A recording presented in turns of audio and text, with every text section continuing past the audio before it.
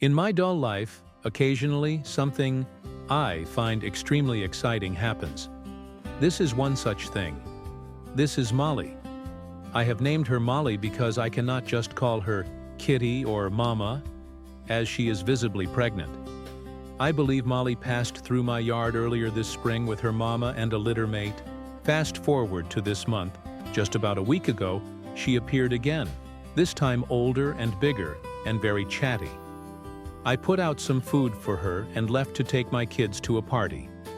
Molly turned up on my back porch Wednesday. Very ballsy of her after only formally meeting me a few days before, at which point I got a better look and relaxed she was indeed a she, and about to be a mama, though she herself is still a youngin'. Not having the funds to take her in, and knowing my two kitties did not enjoy her presence on their porch, I decided I was going to find her a home.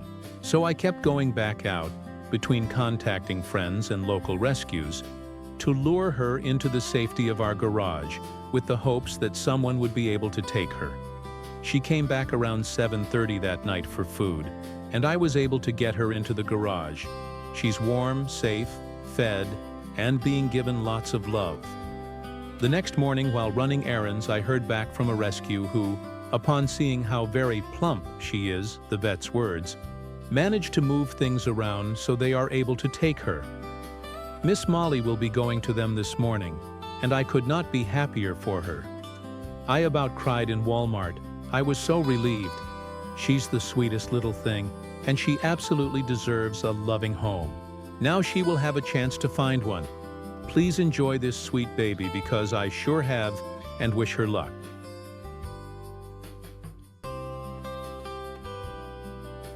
When I was growing up in Beijing, street vendors sell pineapples by carving out the eyes while not wasting lots of flesh. They had a special knife with a V-shaped blade. I was always so intrigued by this practice.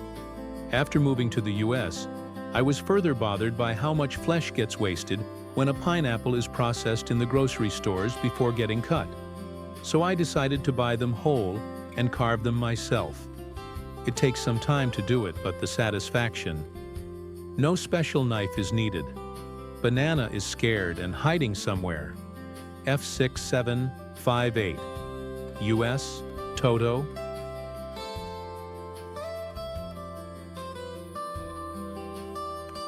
My morning exercise is always a 1-mile jog or walk, depending on how I feel, at 6 a.m. every morning. I start by heading east for a half mile, and always notice that the moon is usually close to occluding Venus. It supposedly happens twice a year or so, but this is as close as it's ever been during my weekday morning ritual.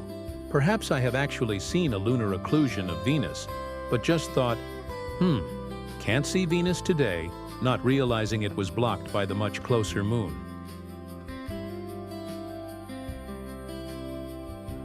Came home to a perfect storm. In my haste to get the family to various stations thanks to the B Network strike, Solidarity brothers and sisters, we managed to leave a key on the inside of both the front and back doors, both at an angle, meaning we were unable to open either door. Plan A was break in the garage and fashion some sort of MacGyver-type device to reach the key via the cat flap. Unfortunately, most of the tools required to break into the garage were in the garage.